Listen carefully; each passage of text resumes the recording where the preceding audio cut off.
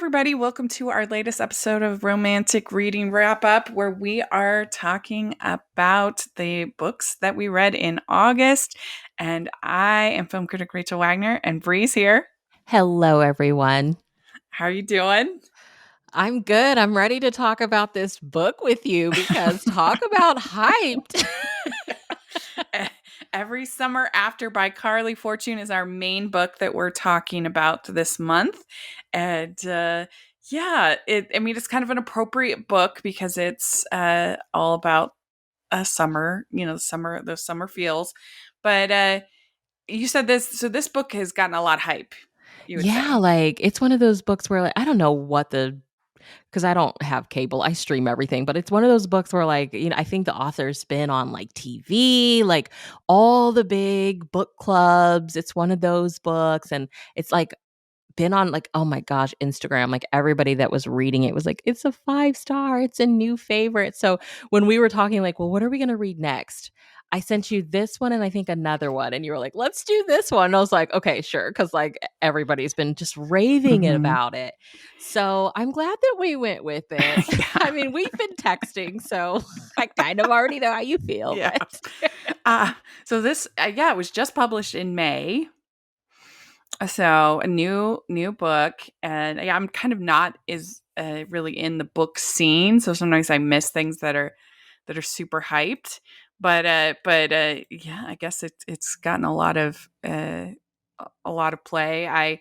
There are some similarities to The Summer I Turned Pretty, I think. okay, see, I haven't read that series. So, I mean, do you want to I share haven't what read you it. I've saw? just seen Oh, you saw the show. Okay. What were the the show. similarities? Just like the whole lake summer Yeah, there's aspect? definitely like a nostalgic feel. There's also the two brothers, both both books slash series have the heroine kind of battling her feelings for two brothers. That's probably the biggest Okay. similarity. Okay. Yeah. Uh, so, well, I'll read the little summary. Is They say you can never go home again, and for Persephone Fraser, ever since she made the biggest mistake of her life a decade ago, that has felt too true. Instead of spending summers in cottage country on the glittering lake shore of her childhood, she stays in a stylish apartment in Toronto, keeping everyone a safe distance from her heart, until she receives the call that sends her racing back to Barry's Bay and into the orbit of Sam Florek, the man she never thought she'd have to live without. So here's a question. Did we like young Percy or old Percy better? Because it alternates back and forth for y'all if you haven't read it. You get older Percy, which she's like, how old is she? Like in her Girl, I 30s or don't know something? because I feel like we don't get a lot of present day Percy. And who's coming back to town for a funeral. And I guess they say it's been 10 years. So Yeah, she's about probably 10 like years. 30, something like Yeah. that around. Yeah. And then there's young Percy. And it's a tough question because I didn't care for either. That's how you really feel, Rachel. What about you? Yeah. Okay, so the point you made a few minutes ago is spot on, and this is what we were texting about. Okay, listeners, we don't like to rag on a book, and I don't feel like we're ragging on a book, No. but this is a book that's very hyped, and I think people are picking up because you'll see your favorite influencer or whatever be like, oh my gosh, this book. I think this book really it's a timing thing. I think this book timing was on its side, and you and I were talking about this. There's something, I think, us living through the pandemic, and I think there's something about the summertime in general.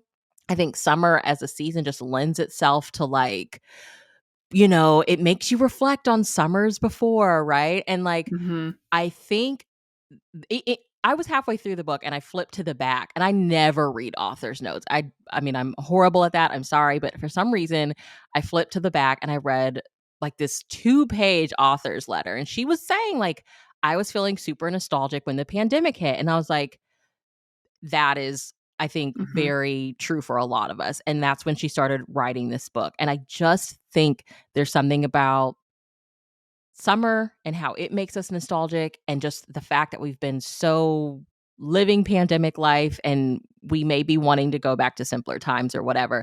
I Yeah. just really think timing was on this book's side. And I don't think the fact that you hit on how we're all feeling nostalgic in ways, I don't think that's strong enough to really make the book a good book. Like emotionally, emotion wise, you touched on something there, but there were just parts of the book that weren't good. Yeah. So I love everything about the the setting. You know, the I then and yeah, the nostalgia of thinking about those high school years, thinking about those the happiest time, one of the happiest times in my life was when I was going to college, when that like 18 to 22. Like, sure, there were struggles and stuff, but that was a very happy time for me in my life. And yeah, I do feel nostalgic. I think back on that, and I didn't have like a grand love affair like Percy does, or kind of does. But I didn't have anything like that. But I did have some great friendships and some great experiences, and it's just such a formative, influential time. It's hard not to think I think about that time in your life, if it was happy at all, with some degree of nostalgia. Yeah. I mean, so when you say like the modern Percy versus the old I just feel like Hmm.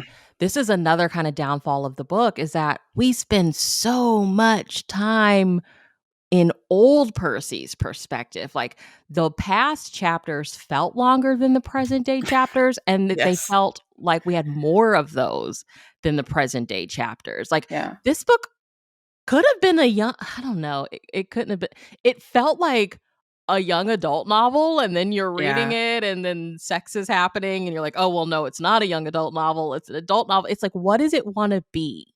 I mean, it's hard to know nowadays because young adults can get pretty steamy. They They can. really can. And so, I don't know, the young adult genre is just extremely nebulous, I feel like, at this point. I don't even know what it really means anymore. But I mean, I think this could pretty much mostly classify, but yeah, it has some steamy scenes. But but yeah, I do love the idea of a having a lakeshore property. It's like having some place either by the beach or by a lake is basically my life goal at this point. Like, it's it's my dream. I mean, if the podcast suddenly like became super big and I had like a lot of money, that's like the first thing that I would get is some kind of little pied a terre near the ocean or the beach. I mean, the ocean or the lake, where I could just go every summer and just swim as much as I want, be by the lake. That is my dream. But so I enjoyed all of that. Very escapist. And that was the same thing with Summer I Feel Pretty, is like the idea of every summer going to this beach house, literally right on the beach with all these like gorgeous people and gorgeous locations. I was like, oh, that's so nice. I was so happy that, I mean, I haven't Escapist. watched it yet, but, like, I was so happy to see that they adapted that, because 'cause I'm like, "Gosh, Yeah. that trilogy, those books came out a long time ago." Yeah. Yeah. Well, the quote that I picked is we're talking about nostalgia, because I was trying to pick a quote from a book, and this one I picked is, "There are these moments I come back to when I'm at my most nostalgic, when all I want to do is curl up in the past with Sam. I can play them in my mind as if they're old home videos. I used to watch them all the time in university, a bedtime routine as familiar as the piled Hudson Bay blanket I'd taken from the cottage.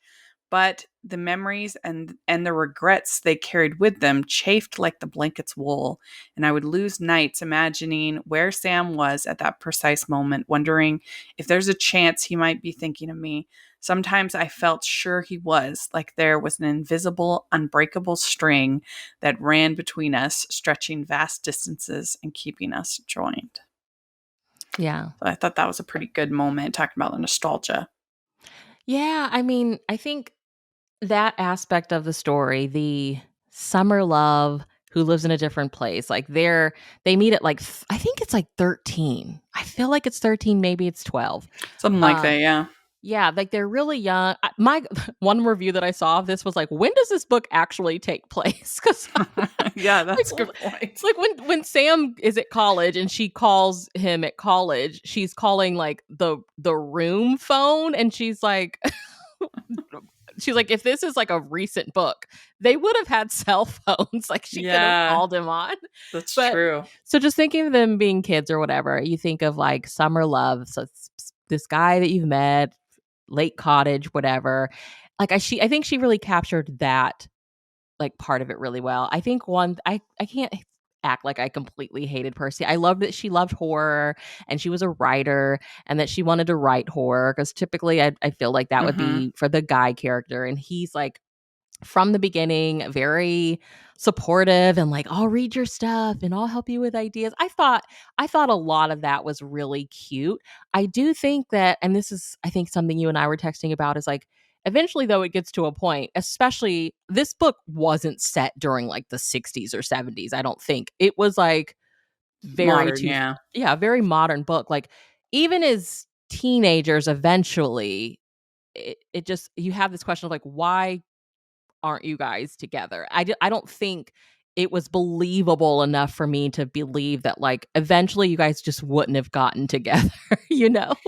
Yeah, I mean, the problem is that the characters were not very well developed. I mean, there Right, was yeah. I guess the cute thing about the horror, but there wasn't just enough unique parts. They were just so bland, I thought, both of these characters, Percy and Sam. So it's hard to get invested in their romance when you just feel like they're basically archetypes. They're not eh, they're not unique individuals that I feel like I get to know and am invested in.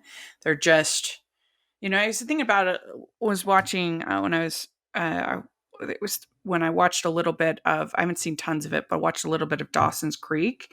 Like most teen shows kind of have these archetypes and they can be fun, and but the thing I think that made that show better than a lot of those other teen shows, which I'm not like the biggest fan of a lot of those things, but the thing that made it better is that they had pretty good character development. I mean, Dawson, he wants to be a filmmaker, and he has these dreams of what he wants to do in his life, and there's just more to his personality than like guy who likes Joey, like it.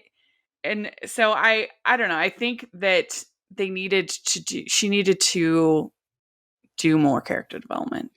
Hello. Hello. I'm Hannah. And I'm Katie, and we have a podcast called One kiss means forever. Do you love made for TV rom-coms? Are you obsessed with Hallmark and all the Hallmark inspired copycats that have come out on other platforms like Netflix? And while being obsessed, do you know that these are not what one might call quality films? If so, come listen to our podcast. Each episode, we discuss one movie that did not have a theatrical release and always ends in a happily ever after. And how do we know it will end in a happily ever after? Because one kiss means forever, of course. So join us as we deep dive into each movie for about 45 minutes. Episodes drop every other Thursday, except during the very elongated Hallmark Christmas season when we join the Christmas craze and go weekly for about 2.5 months. Bye! More interesting. Make them have more interesting conversation, and so you're just like, get together. I'm so sick. Right. I don't know honestly how she would have done that and the book not be like 5 or 600 pages, because it's supposed to be going back and forth. And that's why I'm Mhm. like, I kind of just wish that we would have focused on one or the other. Well, and I would have been fine if it was 500, 600 pages. If I'm Yeah. invested in the characters, I don't care. Yeah. I mean, frankly, I think that Bella and Edward are more interesting characters than these two characters. I mean, I don't know. I was not invested in their love story, and I was not invested in either of these people, whether Girl, they're for old real, or at young. one point, I forgot it was a romance. I was like, okay, Percy's writing another horror book. Yeah, and it also becomes tough to root for Percy when she is kind of a bad friend and she's just sort of unlikable, When old and young. she slut shames, what's her name? Yeah, Delilah? I was like, Delilah. oh no, you don't Hmm. do that. Like, Yeah. oh, that was awful. That was awful. I didn't like, What? I'm still hurt. Yeah. Yeah, I thought that was weird and rude, and it would have been if we had developed some of those, maybe those supplementary characters, those side characters, that could have won me over to the book because if I was laughing at them or enjoying them, but I didn't really enjoy them. I Yeah. mean, because she was so judgmental of them. And the fact that, like, she admits, like, I didn't apologize for a long time. And she doesn't apologize until Sam Hmm. is like, yeah, I was at this party one night and I was really drunk and I hit on Delilah.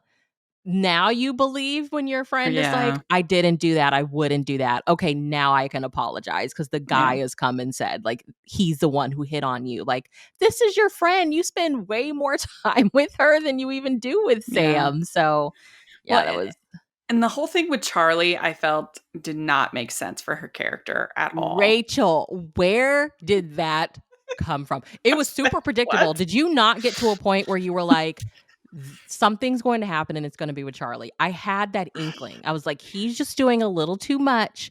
I feel like there's going to be a twist and something's going to Hmm. happen with Charlie. But I was hoping in my heart of hearts that I was wrong. Like, did you not have that inkling of like, Well, I guess I could see that becoming a conflict, but I just still don't feel like it really made much sense for her character and for what she really wanted. It yes, it was predictable in a way, but also it sort of came out of nowhere in a way as well. right?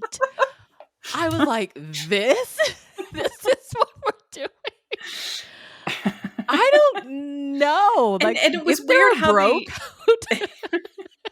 it was weird how the author tried to make that kind of sexy, and I'm like, this is not sexy. This is not a good thing that she's doing. That I don't know. Like you built up this whole relationship, and it's sort of towards the end of the book, and so it's just kind of like, what am I supposed to do with this? Yeah. Yeah. I mean, literally, okay, listeners, I'm trying really hard not to spoil it because I'm so angry about this part. I was driving and I was like, are you serious? But no, I mean, Yeah, literally, me we too. won't, I was driving too. we, great minds think alike. See, okay, like, so we won't say what it is, even though it's on the tip of my tongue. And I'm sure listeners have at this point figured it out. But literally, Rachel, it's at 90% into the Yeah. book. Like, that's how far you are before the Yeah. conflict moment happens. And Like then everything else is like, oh, 10% left. Gotta rush everything. yes, I almost thought, is she gonna surprise us all and have her end up with Charlie? Which made no sense, but I was like, it where it was placed, it almost felt like, oh, okay. I thought that too. I did Yeah. think that. I was like, okay, Yeah. so we're gonna end up with the brother. Oh, okay. But I'm like, no, Yeah. but we spent so much time with Sam. I don't Well, and know. I thought, oh, are they gonna end this on a cliffhanger? And there's gonna be a sequel or something maybe, because it was so late in the book. Yeah. It was Yeah. it was not great. I I didn't mean, think she built, because again, the Twilight books have their flaws, but I do think that Stephanie Meyer is very good at building romantic tension, and that's part of the reason why people get so invested in them. It's like, oh, and what's going to happen? And she did not build romantic tension well. The characters only have their desire for each other. That's really the only main part of who they are. We don't get to, I don't know. It's just there's just not much to that romantic tension, I don't think. yeah. Yeah. I think like all it is just tension. Like, okay, I come here for the summer and just that realization that like you have a life when I leave here, you're dating someone, I'm dating someone, even though I want to say we're not dating, but like life goes on when the summer ends. I think she kind of captured that, but like you said, like it's not strong enough to like tie it all together and make us like root for these people. It's just fragments of summers that they've had together, and like we all know Yeah. summer literally lasts June, July, and some of August. So like y'all are getting 2 months together each year. Like Yeah. it's a lot of desire and like longing and yearning, but like I don't know. Not effective. Not effective at all. So the spice level is pretty high on this, I would say. Yeah, I'd agree. It's not like erotica or anything, but it's there. Yeah. It's pretty steamy. I gave it a 7 out of 10. Which, looking at the cover, when you see like two 13-year-olds jumping off a dock, you don't even expect it to be there. So if this is something that you don't particularly like in your books, it is there. So just proceed with caution. Yeah, and there's some language. Yeah. Yeah, some language. The chemistry was not great. No. Because I didn't get to know the characters. They were bland. Yeah. And it just sort of starts to feel repetitive after a while. It did. Yeah. It did. Mm-hmm. It did. The trope time, obviously second chance romance is the main trope. Yeah, little what would you say childhood friends to lovers? Kind of, yeah. Sort of, maybe. I guess, yeah. Who knows?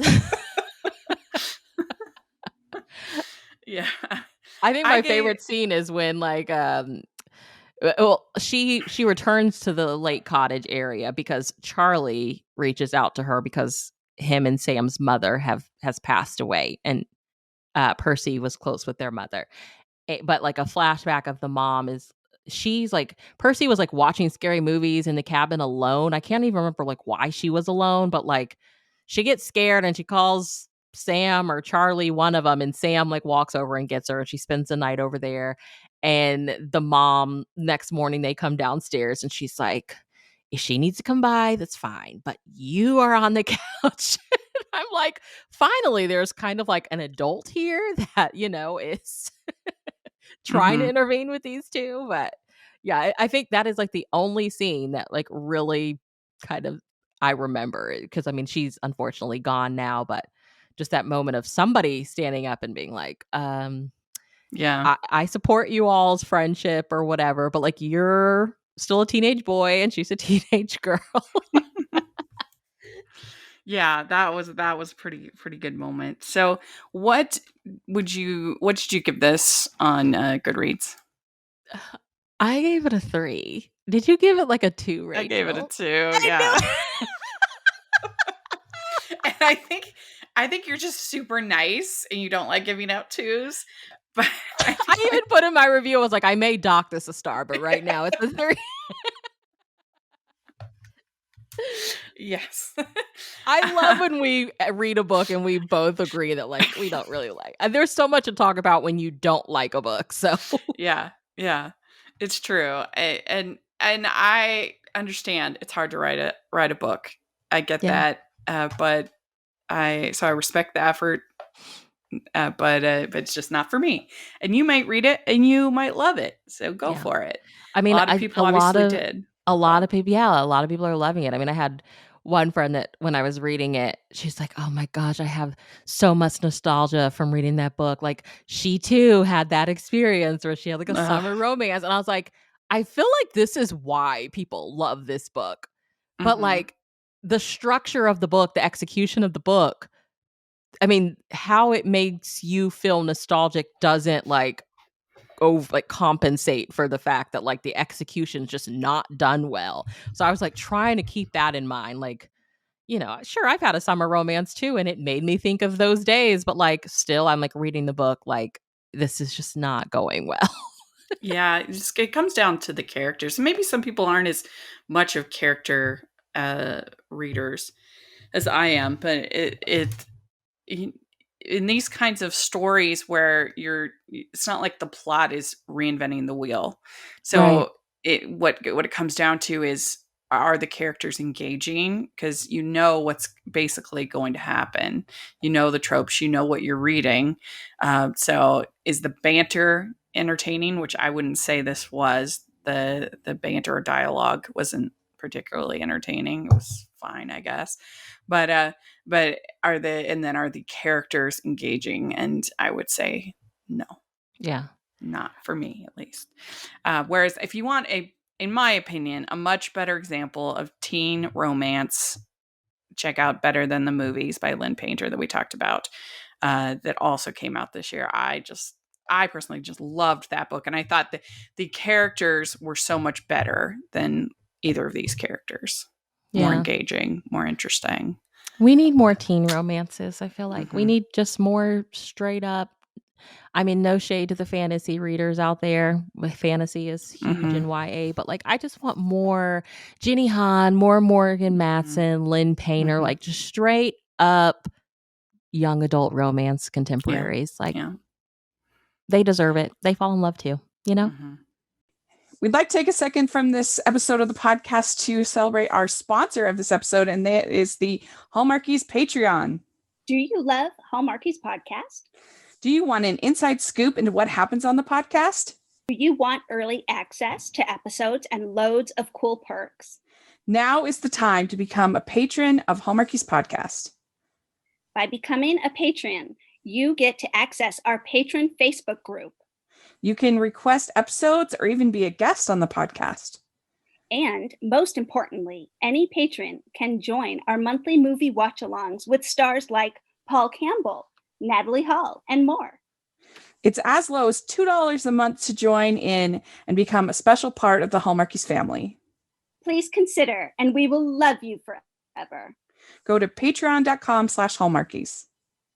That's patreon.com/Hallmarkies. Well, let's talk about the other books that we've been reading in the reading roundup. I will start, and I have Curvy Girls Don't Date Billionaires by Kelsey Stelting. And I'm actually going to be interviewing Kelsey today. I probably won't post for a little while, but I just really like this series that she's done, this Curvy Girls series. I've read 3 of them now, and I've enjoyed all 3. And in this one, you have this girl who has to work in the mornings with her mother at this fancy house as a maid, basically cleaning the house before school. And her mom says, before we take this job, you have to promise that you won't fall in love with the guy, with the son of the and of course he's like super dreamy and great and super into her, and he's really rich. He drives a Tesla, and I mean, they're just struggling to get by. And I just enjoyed it. I thought it was very sweet, and I liked both of the characters, and I like the way that she writes these books. I mean, they are simple but well done, I would say. Yeah. Sometimes that's all you need. Yeah. So it'll be fun to talk to her tonight. And like I said, all 3 that I've read Curvy Girls, Can't Date Cowboys, and then Quarterbacks and Billionaires. Oh, and wow. I've liked all 3. Wow. So I think she's got a winning formula, I would say. They're maybe a touch over long would be my only criticism, but they're a fun read. So what about you? What is your first book? Okay, again, I was like looking at my Goodreads. I was like, did I read anything in August? So the first thing that I read was My Year with a Billionaire by Rachel Stewart. She is a favorite of mine. This is an upcoming Harlequin romance, and I really loved it. It's not really childhood to lovers because the heroine's like 18 and the hero's like 20 when they meet. His grandmother took in like fostered children, and the heroine was one of her foster kids at the time. And that's when they meet. And then fast forward some time, and his grandmother has passed away, and in her will she leaves her Scottish castle to him and her, and he is ticked off because, like, why would you leave your estate to the both of us? he's like super heartbroken when she leaves, like still harboring tons of anger and bitterness towards that. And she's been like, she grew up in the foster care system. So she has that like mentality of, I don't have roots, nobody's ever really wanted me. I've never really had a reason to stay in one place. So she's become like one of those like travel influencers. But she did really, really love his grandmother. And she's like, well, I'm going to honor her wishes. We have to stay together. We have to live here for a year before we can make a decision of like what to do with it. And it was all the forced proximity gloriousness that I enjoy. It was a really quick read. It comes out in September. And because I've ranted and raved about how we don't get a ton of autumnal romances, the author heard my praises and she said, like, it's literally Scotland during the fall in the beginning. And I was like, oh my gosh. And she messaged me on TikTok. She's like, I heard you talking about how we don't have romances set during the fall. So there you go. And I was like, thank you. So readers, put your opinions and thoughts out there nicely and respectfully. And who knows, maybe you'll get it. I enjoyed it. So what is your next one? I mean, it's interesting. We both started with books about billionaires. Yeah. The world we're living in. Yes. So the next book that I want to talk about is Groundswell by Katie Lee. And of course, I read this to get ready for my interview with her and for the movie. And I have to say that if you see the movie on Hallmark Channel, which I really enjoyed, or Hallmark Movies and Mysteries, excuse me, I really enjoyed the movie. The movie is about 20%, maybe even less of the book. The book spends a lot of time with her and her husband Garrett, and there's this whole love story between them, and you see the whole trajectory of their relationship from when they like their meet cute all the way through to their divorce, and he's cheating on her and everything. And then finally she gets to Hawaii, and there's the whole surfing and Groundswell. And I'm like, why? For so long, I was like, why is this book called Groundswell? Like, it should be called like Hollywood Divorce or something. Because it's about this woman who they has this kind of meet cute with this Hollywood actor, and they end up falling in love, and she ends up becoming a writer and a screenwriter. And then I think things go south. And then, like I said, she finally goes to Hawaii. Or no, it's actually in the book, it's actually the Mexican Riviera, like Cancun or someplace like that. But yeah, it's a cute enough book. I'm not like, divorce stories aren't usually my favorite, but I can see how, I mean, she was just coming out of a divorce, and because the book was published in 2011 and she got divorced. She was married to Billy Joel. And then she got divorced in 2009. So I can totally see why she felt connected to this story about this woman who is married to a celebrity. Yeah. I mean, it's not, and I didn't ask her about it because I'm not rude, but I did say it must have been easy for you to emotionally connect, and she's like, yeah, it's not my story, but I could. So anyway, if you maybe are going through divorce, or you want to read a story about someone picking up the pieces from a divorce, then this would probably be a very good book for you to read. But it is different than the movie, just so everyone knows. Yeah, I feel like once the networks have, what is it, the rights or whatever, like the book is just like, oh, this is where we got like the top inspiration from, and we're just gonna make it our own thing now. Yeah. It's usually not as dramatic, I think, a difference as this one is. This was Really? Wow. I mean, yeah. This is, like I said, it's really just a small part of the book. What was that one that we read though, Rachel, when the Wedding Veil trilogy came out? That's and true. We were like, wait a minute. Good point. Yeah, that's true. I forgot about that. We're here to do the investigative work for you guys, okay? Yes. We will report back. And there is some steam in this book. Not super strong, but there is some. So And Lacey stars in that one, right? In the Yes, film. and I really enjoyed the movie. So Yeah. definitely an actor. Oh, I don't know. She's one of those like as she gets older, like that she and does more films. Like she does really good in roles like that. I think she's had a good stretch. There was a point where I was not feeling her movies. I really did not like her Valentine's movie. And Christmas in Rome was not my favorite. Wait a minute, the one where she's leaving the notes? Yes, you didn't like that? No, I did not. I did not. He was so nice to her, and she was so critical of him. A snob. She was a snot. I was like, what? He literally helped you all day, and then you get home and you're like, oh, this guy is so annoying. I was like, I hate you.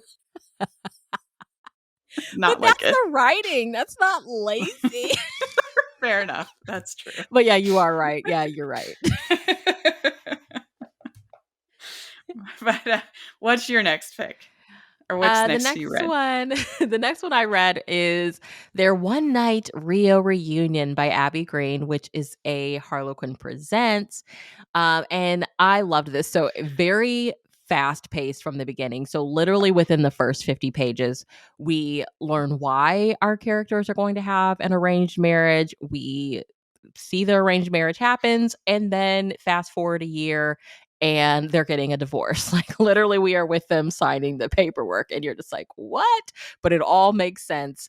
And then as they're like getting their divorce and the heroine's like, okay, I'm going to leave. I'm going to visit my brother over in Europe, which her brother is like a key reason why she agreed to the marriage in the first place. Just some childhood trauma. I'm trying to get me and my brother away from our father. I'll do this. You got to get him over there to send him to college, blah, blah, blah. And she, so she's like, I'm going to Europe. I'm going to hang out with my brother. Like I'm newly single. And then like in come these security guys and they're like, yeah, there's a plot to like kidnap you two. So we're going to send you to this little secret island off of Rio. Like this book it's set in Rio de Janeiro. And so now they have to like spend this time together hiding out. And it's like, I don't know, their marriage was like a business arrangement. And so they both fell into these roles. Let's do what we got to do. But they never like consummated the marriage. They never really got to know each other. And I think now that they're divorced and they're like forced to spend time together in this place, like there's so much pressure that's been taken off of the situation that they realize like, you have been by my side through a lot in this past year. And like, I am attracted to you and you are actually a really good person. And it just the way that it unfolds, I just thought was really, really good. So I mean, even when I had to put it down, the few times I had to put it down, it's only like 180, I think it's like 217 pages. But I was thinking about it, I was like, I need to get back in the story and see what the heck is gonna happen. So yeah, I really enjoyed it. So I do like those kind of sort of like mail order bride type, like in real life, obviously not, but like Sarah Plain and Tall and sort of stories like that where people are sort of forced to be together and then they end up falling for each other by the end is a romantic trope, I would say. Yeah. That sounds good. We'd like to take a second and thank our sponsor for this episode of the podcast. It's the Hallmarkies merch store. Are you looking for that perfect gift for the postable, Hardy, or Hallmarky in your life? What about getting that t-shirt or hoodie that will help you stand out at your next holiday party? Now is the time to check out the Hallmarkies merch store. Full of festive designs by artists like Jessica Miller, Carrie from Hallmark Comics, and more. You can even have more than just shirts, but totes, cell phone cases, notebooks, mugs, and more. And it isn't just Hallmark. We have designs for Anna Green Gables, Man from Snowy River, The Nanny, and more.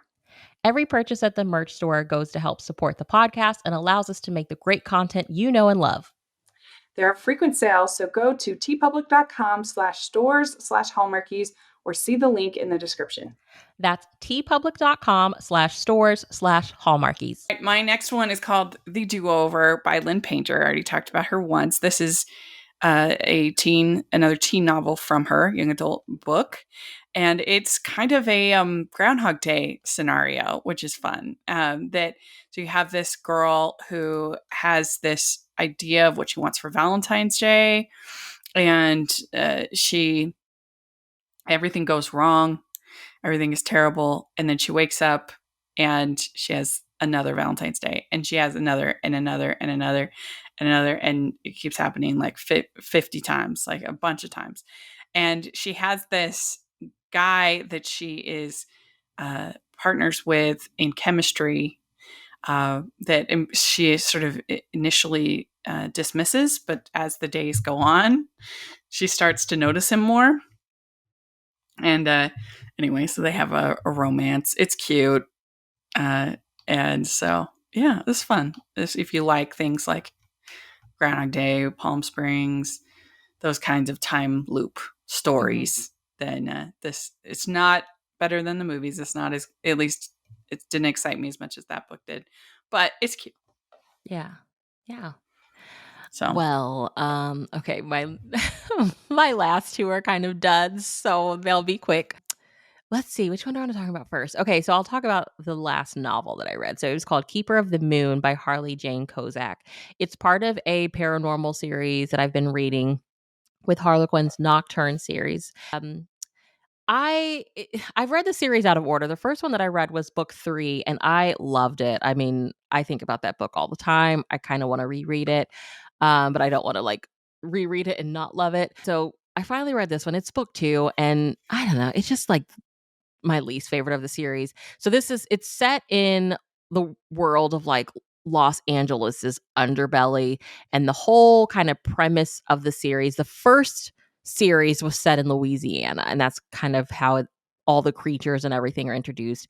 And then these daughters are of these people called keepers, who are like, their job is to keep kind of the status quo, the peace between paranormal creatures and humans. And now they're living out in Los Angeles, which everybody's like, well, people come to Hollywood to reinvent themselves for paranormal creatures like vampires and stuff. This is a really easy place to blend in. And so this one, the hero was an elven and the heroine is like an elven keeper. So she's like human, but she does have some of the powers of the creature that she's supposed to like kind of police essentially.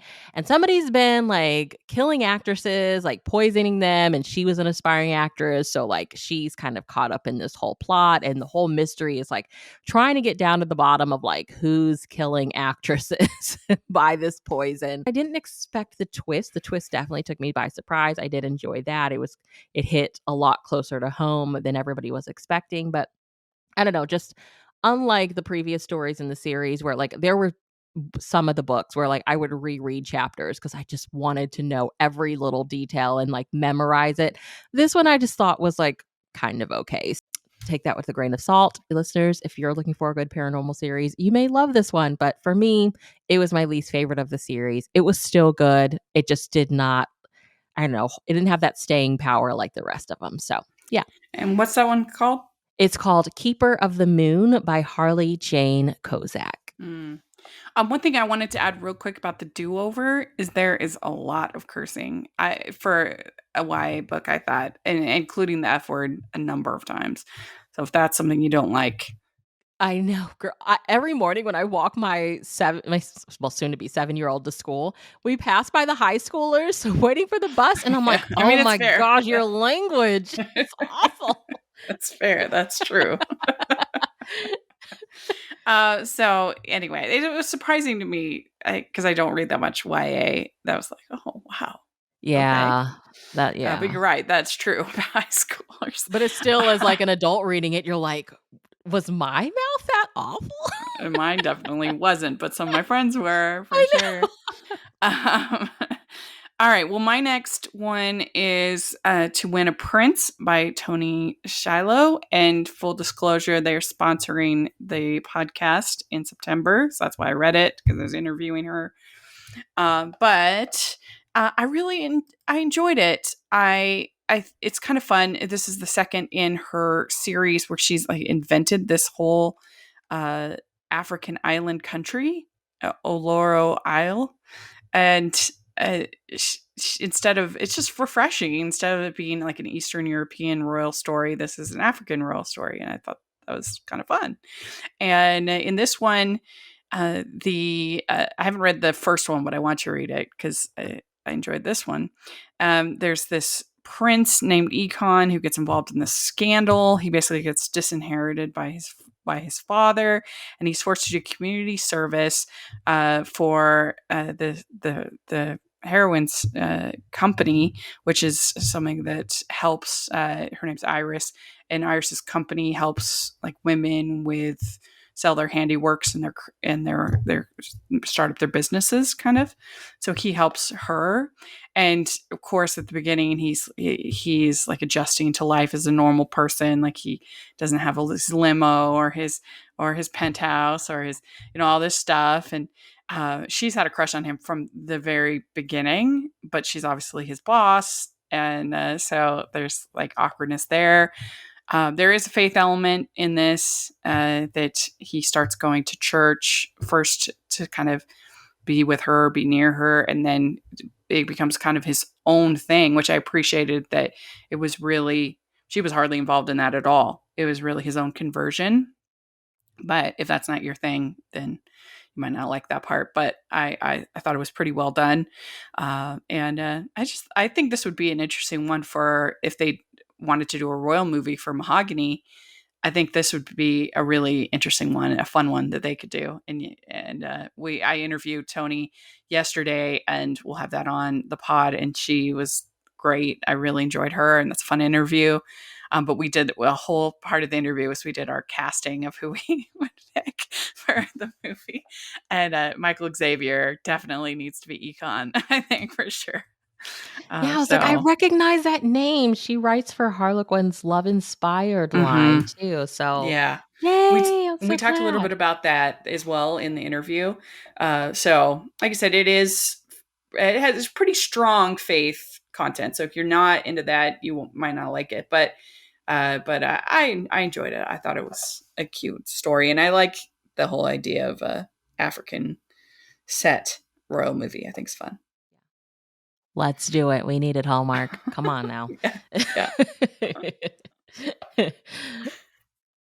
So you have one more?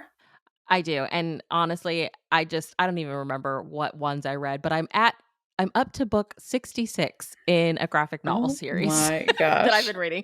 I honestly think I only read like 4 of them this month though. So, but I've been reading the Lumberjane series there for a while.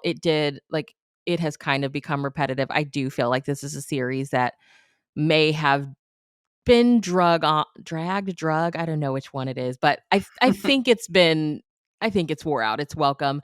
But at this point, I think there's like 75 issues. So I'm so close to the finish line that I'm like, I can't not finish reading it. Oh yeah, like 75 issues. I know. But I mean, it's if you have a young reader in your life. I mean, my youngest is in 1st grade and he crawls in bed with me at night. And I mean, it's a graphic novel. So some of the words are like totally made up and don't make any sense. But I mean, and I think technically it's like a middle grade series, but he crawls in bed with me and we read it at night. I mean, I think it's just so fun. It's really around like a group of friends at summer camp and them not wanting it to end. So there's like these fun situations where time slows down and there's like dinosaurs and like all this craziness happens. Like just everything, all the fun adventures that you would hope would happen at summer camp, it happens for these groups of friends. There's like old Greek goddesses popping up, like things are just coming out from all over the place. But again, it's like I just finished 66. Some of the issues you're like, this type of plot line again. But I think it's worth reading for sure. So and these are pretty short, right? Because they're described online as comic books. Yeah, they're like maybe 24 to 28 pages. Like I don't think any of them have been like 30 pages. So yeah. Cool. I think I remember hearing about those from my nieces. I feel like they told me about them. But, they're so good. So I have 2 more. I set a goal that I was going to read all of the Jane Austens this year. I only have 1 left with Emma to do sometime this fall. But I listened to a great version of Northanger Abbey. It's a dramatized version, so some people might say that's cheating because it's not actually. It's like a little bit abridged. But whatever. But it's a great version. It's really fun. It's kind of like listening to a play. It's got Emma Thompson as your sort of narrator, which is, she's legendary, amazing. And it's a fun story, and it's a good one for audiobook because it's about this girl, Catherine, who is in love with Gothic novels, and she ends up going to Northanger Abbey, and she gets kind of spooked, and her imagination runs away with her, and it's so that's kind of fun to read. It works as I mean, it's kind of fun to listen because it works as sort of feeling like a play, and can get the music and the that Gothic kind of feel and build the suspense. I think it's a good one to read out via audiobook. So that was fun. And then my last one I have complete bias. No objectivity at all. That's fine. But it is Haven, A Small Cat's Big Adventure by Megan Wagner Lloyd, who is my sister. It's her first novel. She's done a graphic novel, which was very successful, called Allergic, which was brilliant. And now this cute little, I think middle grade, I think you'd say, little book about this cat that is in Shangri-La of cat world with this owner of hers that treats her so great. And then all of a sudden she's having kind of health problems. And so Haven goes out into the world, the brave world, to try to find help for her owner. And she meets this fox that teaches her sort of the ways of the scary forest, and she has this adventure, and it's really cute. And so if you have kids, I think you'd enjoy it, and you should check it out. It sounds so good. You had a good reading month. I did. I really did. I mean, I traveled, so there was like a time to be able to get a lot of reading in on the plane and things like that. So that was fun. So, let us know if you're listening what you've been reading, what you think of the books that we talked about, and Every Summer After, what you thought of that. We'd love to hear your thoughts in the comments section or on Twitter or on Goodreads. You can check us both out there. And Bree, where can people find you? Well, I'm on Instagram at Bree.unabashedly, but also, Rachel, we're going to have a fun read in September that we're really looking forward to. Yes. You want to tell it? I'm glad you remembered. We are reading Angelica Frankenstein Makes Her Match by Sally Thorne. This comes out on September 6th, so we will be reading it fresh with no expectations except for how awesome the name of the title is. So read it with us, you guys. Yes, it's going to be fun. My fingers are crossed that we have a new release that we're like, yes, it was a total banger. We loved it. Yeah, I haven't had one since Better Than the Movie, so hopefully this one will be a big hit, and I'll really enjoy it. So it's a fun concept and fun idea, and I liked the hating game, so hopefully we'll like this. But that's what we're gonna read. Yeah, I'm excited. So, you can find me at Rachel's Reviews, all over social media, iTunes, YouTube, and on Rotten Tomatoes. So check that out. Also, like I said, on Goodreads. I'd love to have you follow me on there. And make sure you're following the podcast at Hallmarkies Pod and Hallmarkies Podcast, all over social media. And if you are listening on iTunes, please leave your ratings and reviews. That really helps us out a lot. And if you are listening on YouTube, please give the video a thumbs up and subscribe to the channel. We appreciate that so much. And check out the Patreon group and merch store. We really appreciate that. And thanks so much, everybody. We'll talk to y'all later. Bye. Bye.